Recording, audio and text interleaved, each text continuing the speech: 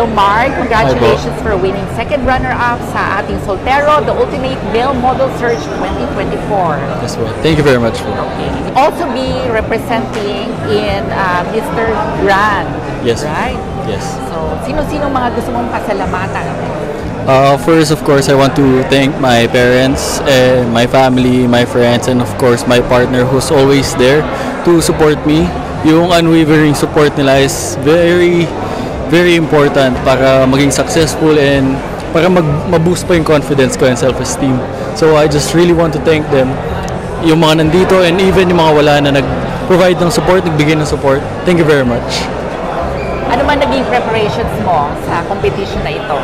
As for this competition, yung mga naging preparations ko is mostly sa gym because when I first screened here, medyo may katabaan ako. So I really focus myself on cutting down para mas maging a bit more toned and ayun, maging physically fit for this competition.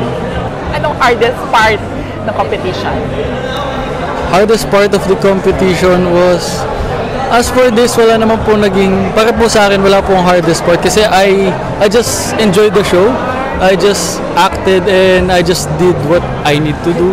So for me, I won't consider it as hard, but I will consider it as fun and enjoyable. Yan po. Sino man naging closest mo dito sa competition? As for mga naging closest po, syempre po yung mga nakasama ko na po dati sa previous pageants po, sina Jomar, sina Tristan, and yung iba po na nakasama ko din po or kasama ko po sa isang management team in Manila, sina Calvin po, sina Paul John, yun po. Where they can follow you in your social media accounts? You can follow me po sa Facebook, sa Instagram, and of course, meron din po akong TikTok. Sa Facebook po, Marker Bungko. Sa IG, Instagram, Marker Bungko din po. And as for the TikTok naman po, TikTok account is Kerbungko Mark. Yun lang po. Again, congratulations. See you in Mr. Grand Philippines. Yes po. Thank you very much po. Thank you. Thank you. Hi guys, this is Paul John Galang, first runner-up sa ating Soltero, the Ultimate Male Model Search 2024. Hi Paul John, congratulations for winning first runner-up.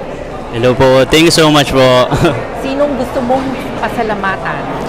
Siyempre unang-una pinapasalamatan ko si God po kasi siyempre nakarating ako dito ng safe unang-una tapos nakapag-perform ako. Although first runner-up ako, masaya pa rin ako kasi hindi lahat. Siyempre 15 kami, 3 lang yung mananalo. Sobrang grateful ko na nanalo ako. Even if you're first runner-up, you will be representing in Mr. Grand Philippines, right? Yes po, yes po. Ayun, siyempre malaking stage yung susunod na tatahakin ko kaya kailangan ko maganda. So handa ka na ba sa Mr. Grand? Actually hindi pa pero kayang-kaya po natin, kayang-kaya naman. I know kayang-kaya mo. Thank you so much po. Sino ang mga naging closest mo sa competition na ito? Actually, halos lahat naman po sila. Kaya lang po kasi ako, parang, hindi ko alam kung napapansin din na, pero parang medyo parang na-isolate ako. Bakit naman? Minsan kasi parang na-insecure din ako na, lahat naman sila, friendly naman silang lahat. Parang ako lang mismo yung kailangan parang mag-isa ko sarili ko, nagpe-prepare ako, nagre-rehearse ako kahit sa utak ko lang. Kumbaga gusto ko lang mag-focus din. Okay. Kasi alam ko naman na lahat sila talagang may ibubuga. Kumbaga ayoko lang na maiwanan ako sa laylayan. So ngayon hindi ka naman insecure dahil first runner-up ka? Oo naman po. Kumbaga may napatunayan na tayo kahit paano. Yes. Anong hardest part, pinakamahirap sa competition na ito? For me po, yung pinaka-hardest part niya is yung preparation. Kasi unang-una, hindi lang po ito yung ginagawa ko. Isa rin po akong SK sa barangay namin. Tapos, nagtatrabaho din po ako. Siyempre, para sa sarili ko. Ayun, kasi kailangan ko kumita para sa sarili ko din. Ako na yung tumatayo para sa sarili ko. In terms of financial lang naman. Pero still, nandun pa rin ako sa poder ng mga magulang ko. Pero kung ano man yung ginagastos ko, pera ko na yun, sarili ko na. Kaya siyempre, kailangan ko ng income talaga. Saan ka nila masusundan sa iyong mga social media accounts?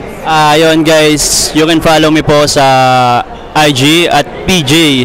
Tapos sa Facebook at Paul John Galang. Ayan, follow nyo ako guys. Okay, congratulations sa iyo, Paul Jan. Maraming salamat. And Thank you so much, best of ano po. luck to you. Thank you so much din po. See you po sa mga competition pa na susunod. Thank you so much po. Hi, Jomar Ginto. Congratulations for winning Soltero the Ultimate Male Model Search 2024. Una-una sa lahat, sinong gusto mong pasalamatan?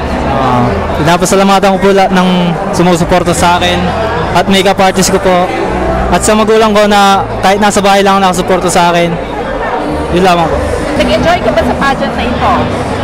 Opo, nag-enjoy. Anong mga learnings mo sa pageant na ito? Anong mga natutunan mo? Natutunan ko po sa pageant na to ay kung paano makitungo sa mga ibang tao, sa mga nakalabang ko.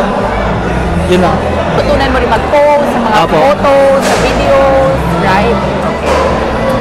Sino ba maging closest mo sa competition na ito? Ano po? Si ano po? Tristan. Si Tristan. Tsaka si Christian Ver po. So, you will be competing in Ginoong Pilipinas. Are you ready for that? Paghahandaan po. Ano pinakamahirap na part ng competition na ito? Sa body po. Body. Kasi po, swimwear. lalo po yung katawan po kulang pa sa build. Pero ikaw nanalo ang best in swimwear, di ba? Opo. Ano po? Nakuwala siguro sa posture ng katawan. Sinong mga nandito sa iyo ngayon na sumusupport sa iyo? Wala po. Nasa bahay lang po sila. Sa bahay lang sila. Malayo po kasi. Taga saan ka? Mabalacat City po. Mabala. Ano man naging preparation mo sa pageant na ito? Araw-araw po nag-gym. Ano ba? Diet? Kumakain po ng mga protein. Less carb? Less sugar? Breast chicken po. Breast chicken? Yeah. Saan kanila makikita sa social media? Facebook, Jomargin 2. And IG, I am Jomargin 2. May TikTok ka? Sige, sabi mo. Yung TikTok ko po is Into Joms. Congratulations sa iyo. Thank you po. Good luck sa Ginoong Pilipinas. We will be there. Congratulations. Thank you po.